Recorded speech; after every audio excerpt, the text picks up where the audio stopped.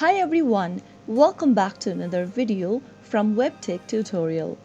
In this video, we are going to be learning how to unsubscribe from emails on Canstar.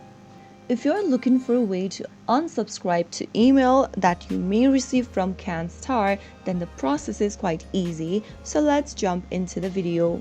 First of all, open a web browser. Go to the URL box at the top and type in canstar.com.au and press enter on your keyboard. Once you get to the official site for Canstar, make sure to log into your account first. Once you are logged in, mouse over to your initial at the top right and click on Edit Your Profile. This will then take you to this page from where you can change your account setting information.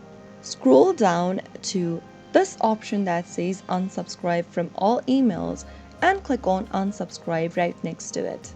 Click Yes, I understand, and you will stop receiving email notifications from Canstar. That is how you can easily do it. If you found the video to be helpful, go ahead and give us a thumbs up. Don't forget to subscribe to our channel by hitting the subscribe button. Also press on the notification bell so that you'll never miss another upcoming upload from us. I will be back again in the next episode. Thanks for watching.